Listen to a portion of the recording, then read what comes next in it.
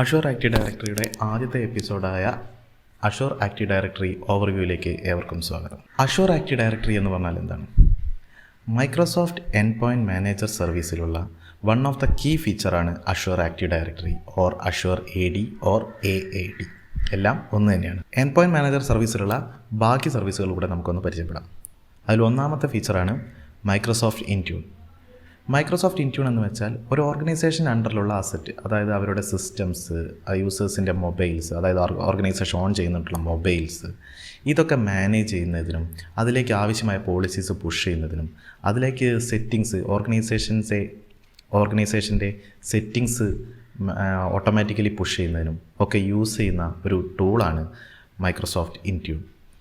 For example, ഓർഗനൈസേഷൻ്റെ ഒരു application use ചെയ്യുന്നതിന് വേണ്ടിയിട്ട് നിങ്ങളുടെ ഡിവൈസ് Azure Active Directory ആയിട്ട് ജോയിൻ ചെയ്തിട്ട് അതിലുള്ള സെറ്റിങ്സും പോളിസിയും മാച്ച് ചെയ്തെങ്കിൽ മാത്രമേ യൂസ് ചെയ്യാൻ പാടുള്ളൂ എന്നുള്ള പെർമിഷൻസ് സെറ്റ് ചെയ്യാനൊക്കെ നമ്മുടെ മൈക്രോസോഫ്റ്റ് ഇൻറ്റ്യൂണിലൂടെ നമുക്ക് സാധിക്കും. രണ്ടാമത്തതാണ് Microsoft Endpoint configuration manager or MECM.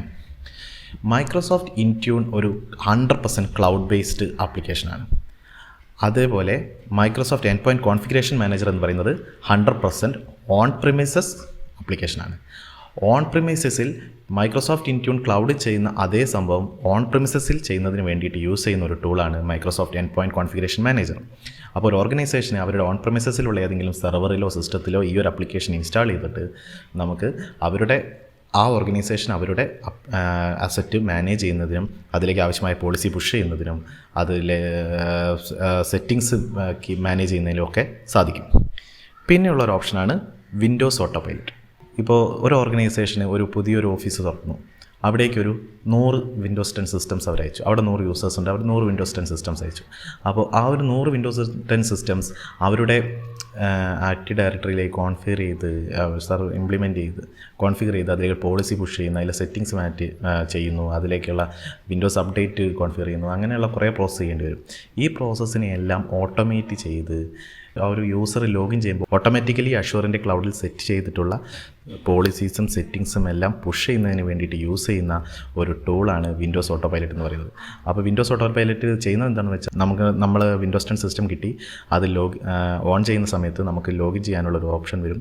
നമ്മളുടെ കോർപ്പറേറ്റ് ലോഗിൻ വെച്ച് ലോഗിൻ ചെയ്യുമ്പം അത് അവർ പ്രീ കോൺഫിഗർ ചെയ്ത് വെച്ചിരിക്കുന്ന എല്ലാ സെറ്റിങ്സും അതിലേക്ക് സിങ്ക് ആവുകയും നമുക്ക് റെഡി ടു ആ സിസ്റ്റം ലോഗിൻ ചെയ്ത് കുറച്ച് ആ കോൺഫിഗറേഷൻ എല്ലാം കഴിഞ്ഞതിന് ശേഷം റെഡി ടു യൂസായി മാറുകയും ചെയ്യും. വേറെ ഒന്നും ചെയ്യേണ്ട ആവശ്യമില്ല. വേറെ ഒരു എഞ്ചിനീയറുടെയോ ഒരു ആക്റ്റീവ് ഡയറക്ടറി അഡ്മിനിസ്ട്രേറ്ററുടെയോ ഒന്നും ആവശ്യമില്ലാതെ സിസ്റ്റം കോൺഫിഗർ ചെയ്യാനുള്ള ഒരു ഫീച്ചറാണ് വിൻഡോസ് ഓട്ടോ പൈലറ്റ് എന്ന് പറയുന്നത്.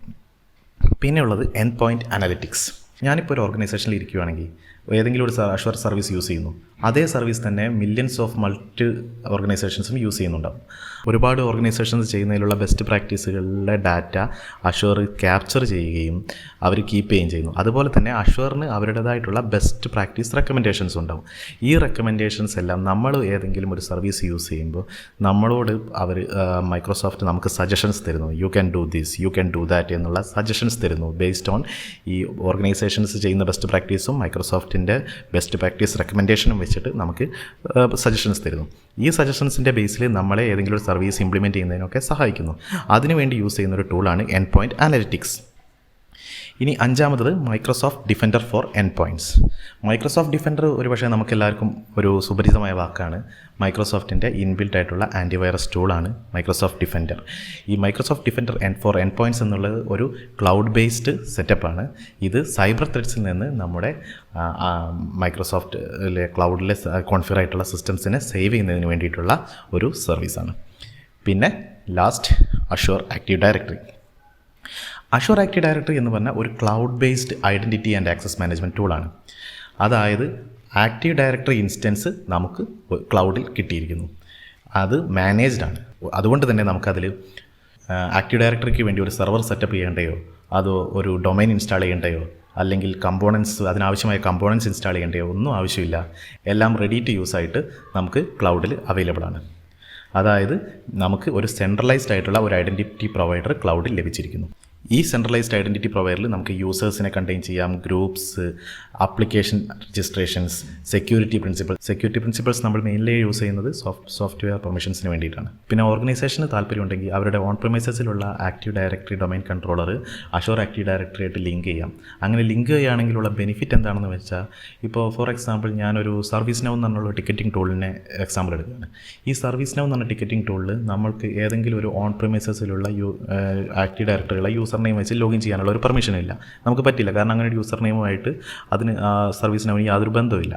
അപ്പോൾ അങ്ങനത്തെ കേസിൽ നമ്മൾ നമ്മുടെ ഈ ലോക്കൽ ഓൺ പ്രിമൈസസിലുള്ള ആക്റ്റീവ് ഡയറക്ടറി സെർവറിനെ അഷൂർ ആക്റ്റീവ് ഡയറക്ടറി ആയിട്ട് ലിങ്ക് ചെയ്തിട്ട് യൂസേഴ്സിനെ അഷൂർ ആക്റ്റീവ് ഡയറക്ടറിയിലേക്ക് എക്സ്പോർട്ട് ചെയ്യുകയാണെങ്കിൽ അവിടെ വെച്ചിട്ട് നമുക്ക് സിംഗിൾ സൈൻ ഓൺ എനേബിൾ ചെയ്യുകയും അതിലൂടെ നമുക്ക് ഈ ലോക്കൽ ഓൺ പ്രിമൈസസിലുള്ള യൂസേഴ്സിന് ആ ഒരു പർട്ടിക്കുലർ ആപ്ലിക്കേഷനിലേക്ക്, അതായത് നമ്മൾ പറഞ്ഞത് ഇപ്പോൾ സർവീസ് നൗ എന്ന ആപ്ലിക്കേഷനാണ്, ആ സർവീസ് നൗ എന്ന ആപ്ലിക്കേഷനിലേക്ക് പെർമിഷൻ കൊടുക്കാൻ സാധിക്കുകയും ചെയ്യുന്നു.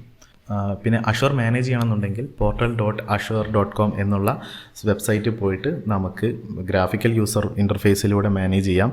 അതല്ലെങ്കിൽ നമുക്ക് കമാൻഡ് ലൈൻ ടൂൾസ് വഴിയും മാനേജ് ചെയ്യാം, ലൈക്ക് പവർഷെൽ കമാൻഡ് ലൈൻസ് അല്ലെങ്കിൽ അഷൂർ CLI, ഇതൊക്കെ വെച്ചിട്ടും നമുക്ക് അഷൂർ ആക്റ്റീവ് ഡയറക്ടറി മാനേജ് ചെയ്യാം. Identity and access management or IAM. Identity and access management എന്ന് പറഞ്ഞാൽ തന്നെ ഓതൻറ്റിക്കേഷൻ ആൻഡ് ഓതറൈസേഷൻ ആണ്. അതായത് റൈറ്റ് ഇൻഡിവിജ്വലിന് റൈറ്റ് റിസോഴ്സ് റൈറ്റ് ടൈമിൽ റൈറ്റ് റീസണിൽ ആക്സസ് ചെയ്യാനുള്ള പെർമിഷൻ കൊടുക്കുന്ന ഒരു പ്രക്രിയയാണ് IAM എന്ന് പറയുന്നത്. സോ ഇതിൽ ഓതൻറ്റിക്കേഷൻ എന്ന് പറയുന്നത് പ്രൂവിങ് ഓഫ് ഐഡൻറ്റിറ്റിയാണ്. അതായത് നമ്മുടെ ഐഡൻറ്റിറ്റി പ്രൂവ് ചെയ്യുക, നമ്മൾ കറക്റ്റ് ഇൻഡിവിജ്വൽ ആണെന്നുള്ളത്. അതായത് ഫോർ എക്സാമ്പിൾ നമ്മൾ സിംഗിൾ ഫാക്ടർ സൈനിങ് ആണെങ്കിൽ നമ്മൾ യൂസർ നെയിം പാസ്വേഡും എടുത്ത് ലോഗിൻ ചെയ്യുക.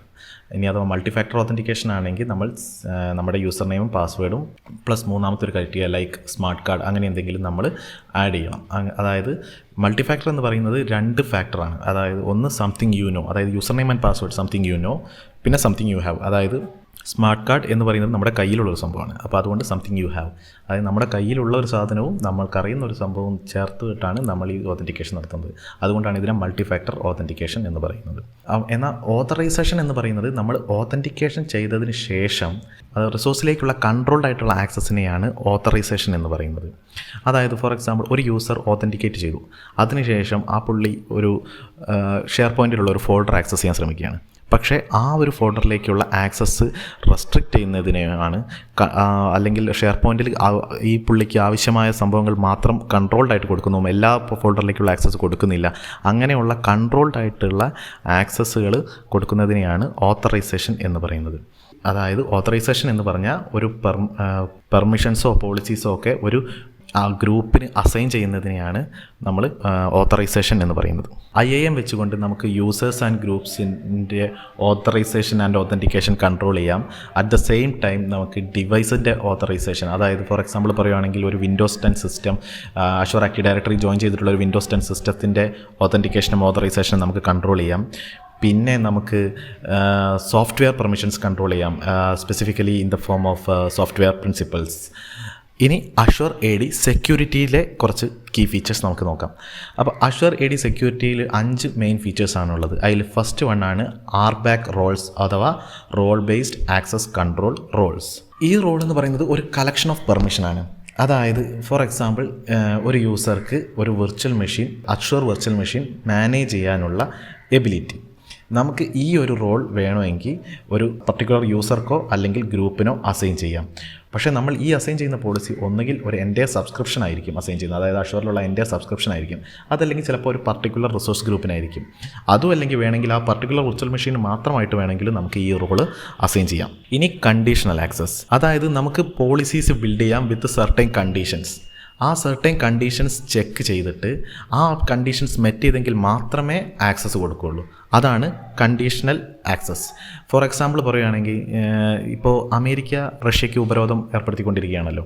അപ്പോൾ ഒരു അമേരിക്കൻ കമ്പനി റഷ്യയിലുള്ള യൂസേഴ്സ് ലോഗിൻ ചെയ്യേണ്ട, അവരിനി ലോഗിൻ ചെയ്യേണ്ട, അവരുടെ ആക്സസ് എല്ലാം ഒഴിവാക്കുകയാണ്. ഇനി റഷ്യയിൽ ഞങ്ങൾക്ക് ഒന്നുമില്ലയെന്ന് തീരുമാനിച്ചിട്ട് അവർ ആ റഷ്യൻ യൂസേഴ്സിനെ ബ്ലോക്ക് ചെയ്യണമെങ്കിൽ ആ ഒരു പർട്ടിക്കുലർ കൺട്രിയിൽ നിന്ന് ലോഗിൻ ചെയ്യുന്ന യൂസേഴ്സിനെ ബ്ലോക്ക് ചെയ്യാനുള്ള കണ്ടീഷൻ സെറ്റ് ചെയ്യുകയാണെങ്കിൽ പിന്നെ ആ യൂസേഴ്സിന് ആക്സസ് കിട്ടില്ല, ആ ലോഗിൻ ഡിനേ ആവും. അതുപോലെ നമുക്ക് വേണമെങ്കിൽ മൾട്ടി ഫാക്ടർ ഓതൻറ്റിക്കേഷൻ ഉണ്ടെങ്കിൽ മാത്രമേ ലോഗിൻ ചെയ്യാൻ പറ്റൂ, അതല്ലെങ്കിൽ പർട്ടിക്കുലർ IP അഡ്രസ്സിന് മാത്രമേ ലോഗിൻ ചെയ്യാൻ പറ്റൂ.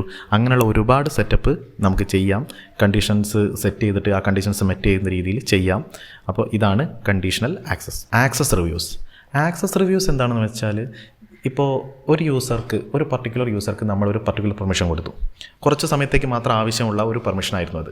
പക്ഷേ എന്നാൽ ഒരു അഡ്മിനിസ്ട്രേറ്റർ ആ പെർമിഷൻ കൊടുത്തു, അതിനുശേഷം ആ പെർമിഷൻ അവിടെ വിട്ടു, പിന്നെ അതിനെക്കുറിച്ച് ചിന്തിച്ചില്ല.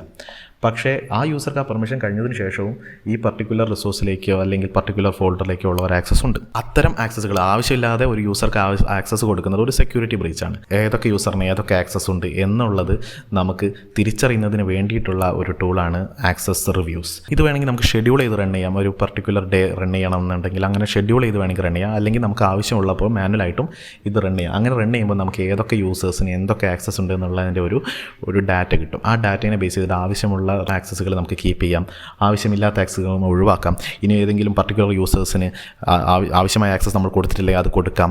അങ്ങനെയുള്ള ഓപ്ഷൻസ് എല്ലാം തരുന്നതിനാണ് ആക്സസ് റിവ്യൂസ് എന്നുള്ള ഒരു സെക്യൂരിറ്റി ഫീച്ചർ. ഇനി അടുത്തത് privileged identity management, PIM or PIM. ഇതിൻ്റെ പർപ്പസ് ഒന്ന് മാത്രമാണ്. അതായത് അഡ്മിനിസ്ട്രേറ്റീവ് ആക്സസ് അഡ്മിനിസ്ട്രേറ്റേഴ്സിന് അവർക്ക് ആവശ്യമുള്ളപ്പോൾ കൊടുക്കുക. അതായത് നമുക്ക് ജസ്റ്റ് ഇൻ ടൈം ആക്സസ് എന്ന് തന്നെ പറയാം, JIT or JIT administrative access. അത് 5th സെക്യൂരിറ്റി ഓപ്ഷനാണ് മൾട്ടി ഫാക്ടർ ഓതൻറ്റിക്കേഷൻ. ഇത് നമ്മൾ നേരത്തെ സംസാരിച്ചതാണ്. It is combination of something you have, something you know. അപ്പോൾ ഇത് നമുക്ക് യൂസർ നെയിം പാസ്വേഡും പ്ലസ് നമ്മുടെ ഒരു മൊബൈലിൽ വരുന്ന ഒരു 6 ഡിജിറ്റ് പിന്നോ, അല്ലെങ്കിൽ മൊബൈലിലേക്ക് വരുന്ന ഒരു ഓതൻറ്റിക്കേഷൻ കോളോ, അതല്ലെങ്കിൽ നമുക്കൊരു ഓതൻറ്റിക്കേഷൻ ആപ്പ് വെച്ചോ, അങ്ങനെ എങ്ങനെ വേണമെങ്കിൽ ഒരു സ്മാർട്ട് കാർഡ് ഫീച്ചർ വെച്ചോ, അങ്ങനെ മൂന്നാമതൊരു സംതിങ് യു ഹാവ് ഫീച്ചർ വെച്ചിട്ട് നമ്മുടെ ഓതൻറ്റിക്കേഷനെ, അത് യൂസർ സൈനിങ്ങിനെ മോർ സെക്യൂർ ആക്കാനുള്ള ഒരു ഫീച്ചറാണ് മൾട്ടി ഫാക്ടർ ഓതൻറ്റിക്കേഷൻ.